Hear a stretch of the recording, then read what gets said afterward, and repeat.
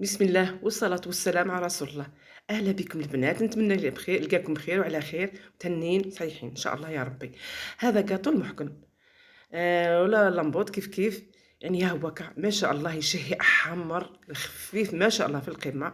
نتمنى تجربوه وتردي لي بالخبر يا ربي. نبداو على بركة الله، نجيبو ريسيبيون تاعنا نديرو فيها 4 عظمات يكونوا كبار ملاح، وكاس سكر كريستاليزي يعني حبيبات، وحرشة ملح، ونخلطو جيدا نخلطو شي بالباتير حتى ينسجم السكر مع البيض مليح، حتى نشوفوه عاد رغوي بيض. هذاك الخليط تاعنا مليح، هاكا نخلطوه مليح نشوفوه مليح الأقل واحد 10 دقايق ما نبقى هكذا حتى نشوفوه هكذا. ومن بعد نلوحو نص كاس ونص زيت هكذا، نحطوه نلوحو بشوية زيت، ما نلوحوش دفغة واحدة هكذا باش يجي الكاتو تاعنا ما يجيش ثقيل وما يجيش معجن، خاطر راح يقعد الزيت يتسود على دفقة واحدة يجي معجن. ما يلوحو بشوية حتى يتخلط الزيت مع دوك البيض والسكر، ويجينا مليح الكاتو تاعنا ويجينا خفيف هكا باش يكون مليح هكذا. نخفقو بشوية حتى يتخلط الزيت مع هذاك الخليط هكذا. من بعد نلوحو كاس نشا هكذا، ومغرف حليب جاف يعني لحظة كما يقولوا، ومغرفة فاني هاكي. واللي عندها السائلة دير أحسن، هذيك نتاعها دير القوة نتاعها أحسن من هذه الأوبرا هكا. ونخلطو من بعد نلوحو دوك الفارينة هكا، ومن بعد نلوحو خميرة كيميائية اللي زوج أكياس تاع 10 غرامات، كل واحد يزن 10 غرامات باش يجينا خفيف. عبالك كانوا اخرين يقول لك ديري فيها الكيله هذه غرام 10 غرامات برك، مي لا لازم ديري هك الخليط ملي كنا حنا نخدمو هكا. لازم الكيل هذا يدي زوج اكياس خميره باش هكا الكاطو يكون خفيف ويكون مليح هكا. ها هو الكاس الثاني انا درت تقريبا 4 كيسان ولا 5 كيسان ونص تقريبا 5.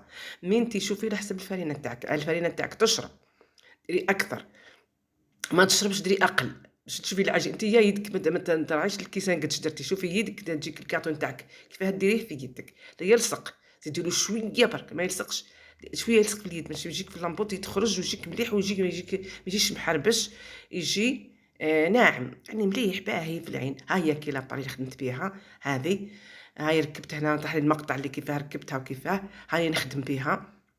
والعجينه تعقبيها مرتين في الماشينه باش تجيك مليحه هاكا، باش تجيك مليحه هذيك العجينه وتجي مليح.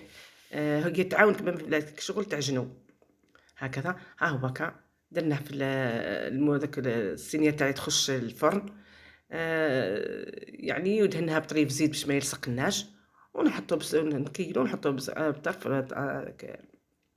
روليهم في يدينا ونحطوهم هكذا، نحطوه باش يجينا مليح هكذا. نحطو نخرجوه من المحكن هذاك ولا لامبوط ونحطوه في هذاك، ونقطعوا الأطراف يكونوا متساويين. واش درتيه باش يكونوا عجين باهي ويجي مليح متساوي على الأطراف كيف. ها هو كان حنا في الكشري طيبناه على 100 تقريبا 190 درجة باش يجيك مليح، ما تهبطلوش تاعو باش يجيك مليح. ما لا كل وحدة وحسب الفور تاعها، كان وحدة الفور تاعها قوي قادرة تطيب حتى على 160، وكان وحدة تاعها مش قوي تطيب على أكثر، حسب الفور الطياب ماهوش على حسب وشي. ها هو كان الآخر درتو هكا نورمال تاع كيما تاكلي تاع زمان، وهذا درتو مرولي هذاك مبروم. ها هو هكا ما شاء الله للزوج يعني ما شاء الله عامرين، يعني جاو يعني ما شاء الله في القمة. وها هو كتاكلوا بالهنا والصحة إن شاء الله يا ربي. وديروا لي جيم وعاونيني من فضلكم بشوية كومونتير وشوية جيم، وللقاء ملاقاة الخير إن شاء الله.